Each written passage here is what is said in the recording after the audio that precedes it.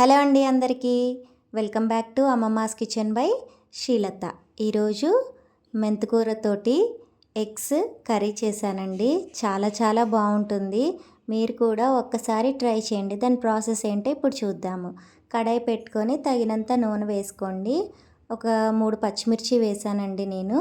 కొద్దిగా వేగిన తర్వాత అందులోకి సన్నగా తరిగి పెట్టుకున్న 3 మీడియం సైజ్ ఆనియన్స్ వేసుకుంటున్నానండి. కొద్దిగా రంగు మారేంత వరకు వేయించేసుకోండి కలుపుతూ. ఆ తర్వాత అందులో 2 మీడియం సైజ్ టమాటాలు కూడా కోసేసి వేసుకున్నాను. బాగా కలిపేసుకోవాలండి.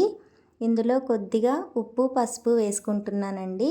టమాటాలు మగ్గాలనేసి నేను కొద్దిగా ఉప్పు వేసేసి పసుపు వేసేసి మూత పెట్టానండి. కొద్దిగా నీరు వస్తుంది కదా అందుకోసం అనేసి. సో తగినంత ఉప్పు వేసుకుంటున్నాను. మీరు కూడా చూసుకొని వేసుకోండి. సో కలిపేసుకొని మూత పెట్టేసుకోండి. ఒక 2 మినిట్స్ చాలండి మెత్తబడేంత వరకు టమాటాస్. మూత తీసేసిన తర్వాత మరొకసారి కలిపేసుకొని అందులో మెంతికూర నేను సన్నగా తరిగి పెట్టుకున్నానండి. అది యాడ్ చేసుకుంటున్నాను. లేదు మీరు ఆకులుగా వేసుకుంటానంటే అలా కూడా వేసుకోవచ్చండి.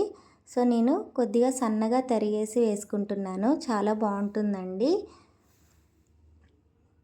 కొద్దిగా కరివేపాకు కూడా వేసుకుంటున్నాను. ఒక్కసారి కలిపేసేసుకొని అందులో కోడిగుడ్లు ఉడకపెట్టేసుకొని ఉంచుకున్నానండి. అవి కూడా యాడ్ చేసుకుంటున్నాను. మెంతికూరతో పాటే గుడ్లు కూడా మంచిగా అందులో వేగాలండి. అప్పుడు బాగుంటుంది. ఆ మెంతి ఫ్లేవర్ అనేది కూడా గుడ్ల లోపలికి వెళ్ళి బాగుంటుందన్నమాట టేస్ట్ అనేది. సో నేను 1 స్పూనే కారం వేసుకుంటున్నానండి. ఎందుకంటే నేను ఆల్రెడీ 3 పచ్చిమిర్చి వేసుకున్నాను. కారంగా ఉంటాయండి అవి. సో మీరు చూసుకొని కారం అనేది యాడ్ చేసుకోండి. ఒక 10 మినిట్స్ పాటు మూత పెట్టి ఉడికించుకోండి మధ్యలో కలుపుతూ. చాలా బాగుంటుందండి టేస్ట్ అనేది. మీరు కూడా ఒకసారి ట్రై చేయండి.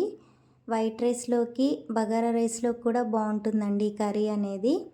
ఒకసారి ట్రై చేసి నాకు కమెంట్లో చెప్పండి ఎలా వచ్చిందో. నా వీడియో కనుక నచ్చితే కనుక లైక్ చేయండి, షేర్ చేయండి, సబ్స్క్రైబ్ కూడా చేసుకోండి. అలాగే పక్కనే ఉన్న నోటిఫికేషన్ బెల్ మాత్రం మర్చిపోకండి. క్లిక్ చేయండి. Subscribe my channel.